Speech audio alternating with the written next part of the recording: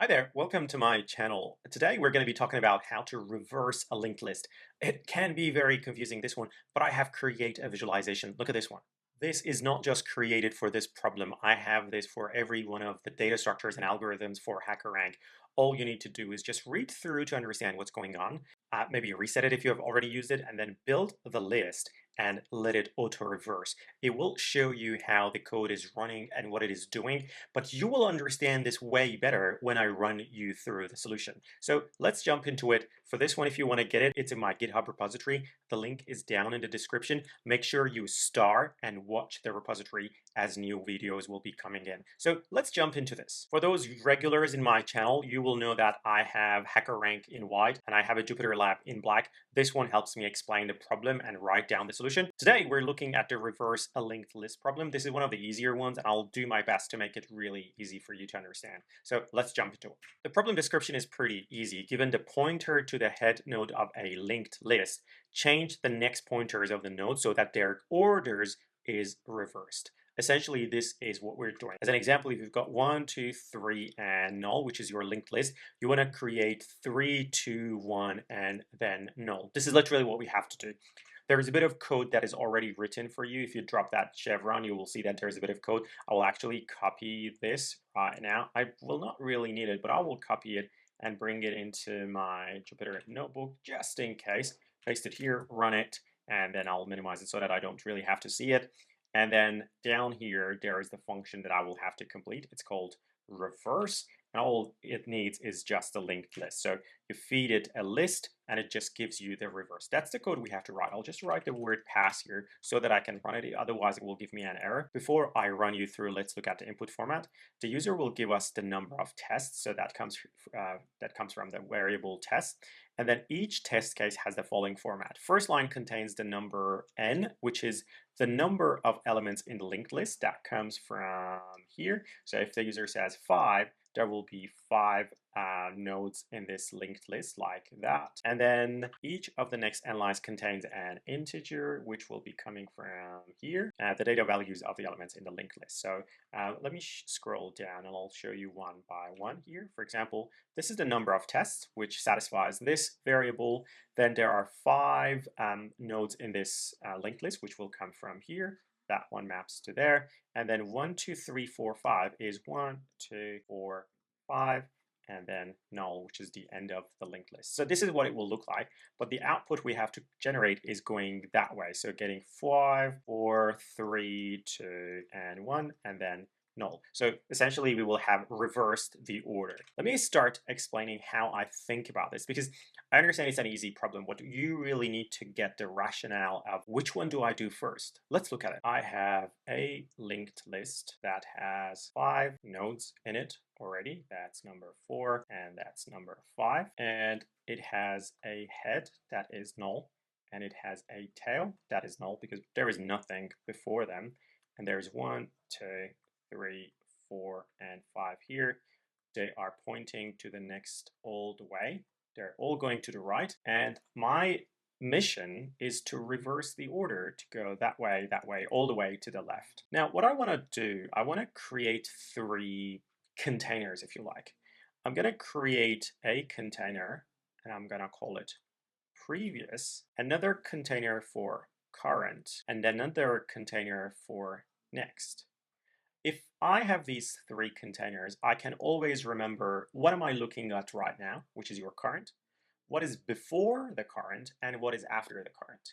If I can remember them, I can all easily flip these arrows, pointers, without forgetting what is what. I will start with just basic 0, step 0.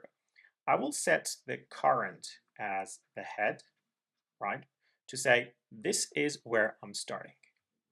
And I will just, from the diagram, remember that previous in this case is none because there is no data there. It's just null here. Now, what I want to do, I want to start implementing this first flip. Before I make that first flip, I need to remember what was the next. For me to do that, I will have to create a next node. Maybe I'll call it next node so that I don't really mix it with anything else. And I will say, hey, current.next, right, save it in something called next node, and I will call this save for move. I have saved this in memory so that I do not forget. Now that I have saved that in memory, just remember previously in the original format, this number 1, right, was looking at number 2.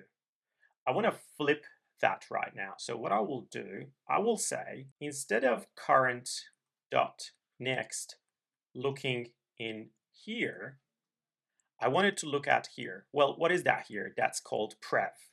I'm just going to say now you will flip this to look at here. Instead of going that way, this doesn't really exist anymore anyways, I want it to look backwards. So it starts looking backwards just simply using this statement. So look, or in essence, I am flipping here.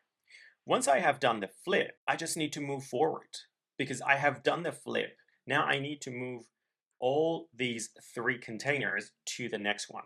I'll show you. For example, previous will be here, prev will come here, current will come here, and next will come here, which now I'm looking at this one, and this one. This is what I'm doing right now. And for me to make that move, because my code hasn't made that move yet, I need to make that move. For me to make that move, I need to put current inside previous. So current goes inside previous. You can see that the current becomes the previous. Once I have done that, next becomes the current. So current receives next into it.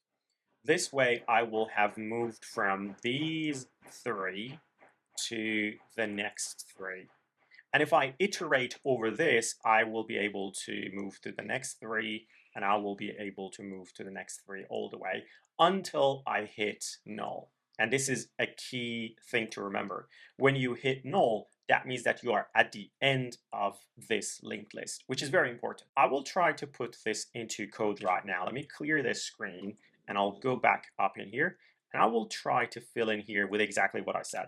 I think step number 1, as I said, was to declare that previous starts with none. We're starting at the head. And then we are making sure that we are receiving the head as the current. If you remember, we start from the current and then we move forward into the end of this list. So now that we have set up the first step, we need to write a while loop because we want to go all the way to the end of the linked list, but when we see the end of the linked list, we will stop. So while current is not none, so I want to make sure I go all the way to the end of the linked list, I will create a new variable. As I said, I'll call it next node, and I will put the current next into there. This is for me to save in the memory that what was the next node. So I will write a comment in save the next node before we break the link. So that's step number 1.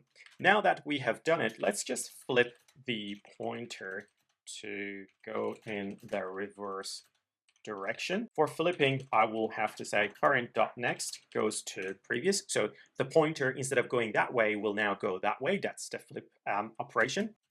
Move to the next. So previous will accept the current, and once done, current will accept the next. Once done all of that, I will have to return the previous because now the previous will be the head of the new reversed linked node.